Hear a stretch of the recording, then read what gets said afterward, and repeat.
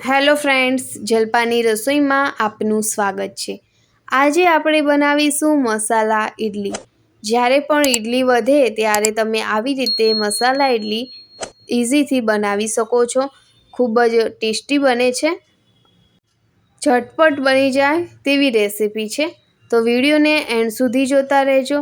તો શરૂ કરીએ બનાવવાનું।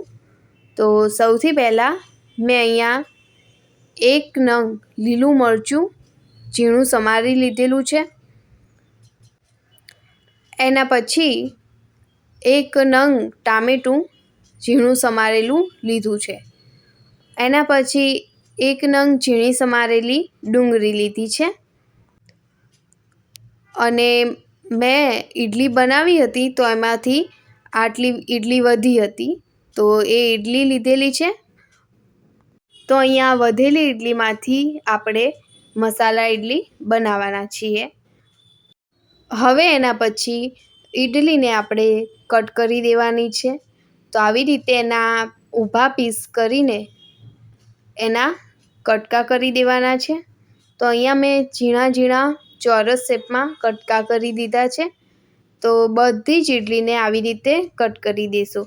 તો તમારે પણ જ્યારે ઇડલી વધે ત્યારે તમે આવી રીતે મસાલા ઇડલી બનાવી એનો યુઝ કરી શકો છો અને ખૂબ જ ટેસ્ટી લાગે છે। બાળકોને પણ ખૂબ જ ભાવશે। તો અહીંયા મેં બધી જ ઇડલી કટ કરી દીધી છે। હવે એના પછી એક કડાઈમાં 1 ચમચો તેલ લઈ લેશું અને તેલ આવી જાય એ પછી એમાં રાઈને એડ કરી દેવાની છે। તો રાઈ સારી રીતે તતડી જાય એના પછી આપણે એમાં જીરું એડ કરી દેવાનું છે। તો જીરું એડ કર્યા પછી થોડી હિંગને એડ કરશું, 5-6 લીમડાના પત્તાને એડ કરશું। એના પછી ઝીણા સમારેલા લીલા મરચાંને, ઝીણી સમારેલી ડુંગળીને એડ કરશું અને બધું જ મિક્સ કરી ડુંગળી અને મરચાંને 1 મિનિટ જેવું સાંતળવા દઈશું। તો 1 મિનિટ જેવું સંતળાઈ જાય એ પછી જ એમાં આપણે ટામેટાને એડ કરશું। હવે એના પછી ટામેટાને એડ કરી દેવાના છે અને બધું જ મિક્સ કરી સાંતળવા દેવાનું છે। તો થોડીવાર માટે સાંતળવા દઈશું। જો વિડીયો ગમ્યો હોય તો વિડીયોને લાઇક, શેર અને કોમેન્ટ જરૂરથી કરજો।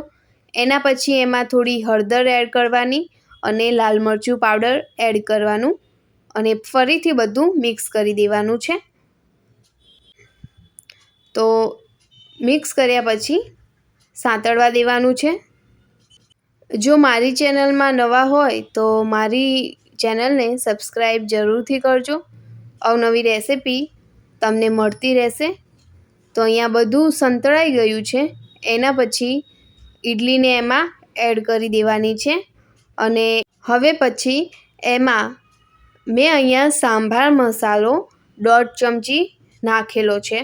તો આનો ટેસ્ટ મસાલા ઇડલીમાં ખૂબ જ સરસ લાગશે, એટલે આ મસાલાને સ્કીપ બિલકુલ ના કરતા।